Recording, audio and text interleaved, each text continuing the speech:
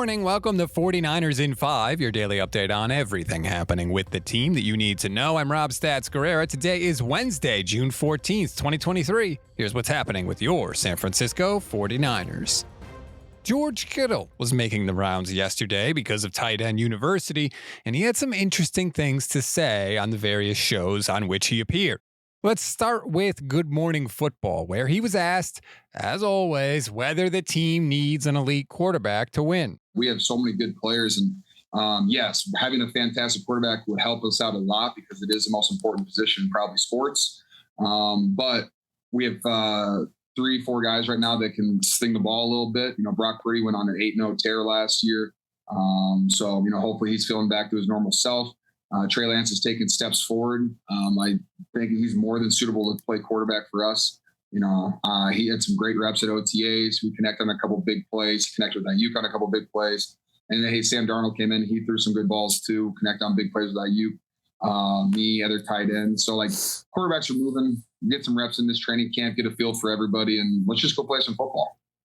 Boy, those 49ers players are getting very savvy when answering quarterback questions. He was sure to mention the top 3 quarterbacks in his answer, and it's similar to what he has been saying for the, 5 years he's been dealing with quarterback questions.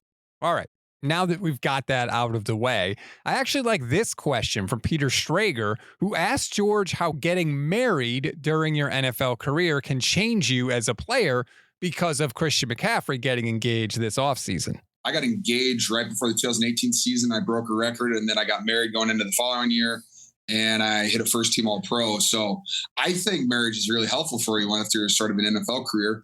And, I think all it is, it prioritizes the things in your life. You know what you want. You know the things that make you happy. And so if you can refine that focus to the things that you love, and that's whether it's your wife, your family, and football, then you're focused on less and less things. They can just be great at those few things. And, that's what you get paid to do is play football. So might as well be great at it. That's actually a really good answer that I hadn't thought about before. I think I agree. Getting married does focus you a little bit because if you're going to be a good spouse, you have to prioritize things in your life to make time with your partner.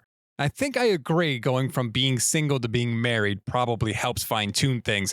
But I think going from married without kids to becoming a parent probably makes being a great player a lot more challenging because it's just another layer of responsibility on top of everything else you already have, and there's only so many hours in the day.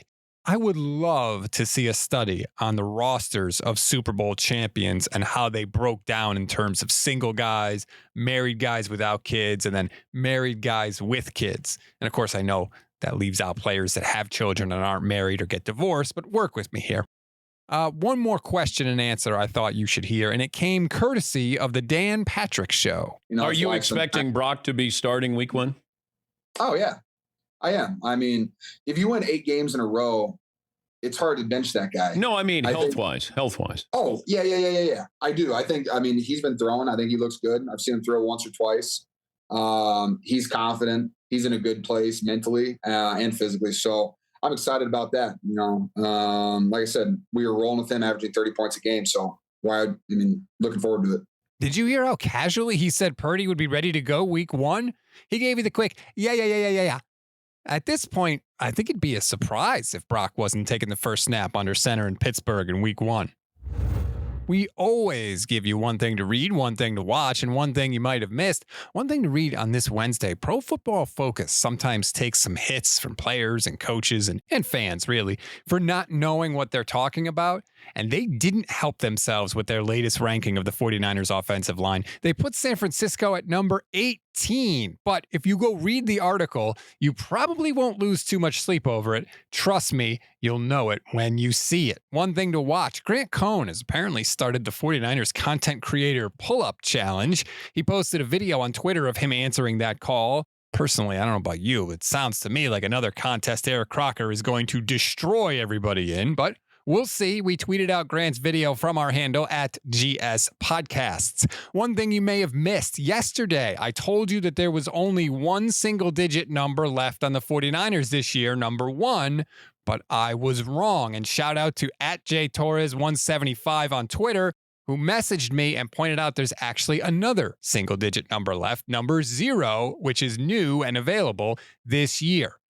That's a wrap on today's 49ers in 5. Please rate, review, and follow the Gold Standard Podcast Network. Enjoy your Wednesday, everybody. Stay tuned for Stats and Cone, which comes out at a different time. I had to rearrange some things. Noon Pacific. Grant and I will be live on the Gold Standard Network YouTube channel. Please, please, please join us. Like and subscribe while you're there. And of course, be sure to check out the new website, goldstandardniners.com, NINERS.com, for more on these stories and everything else happening in 49ers land.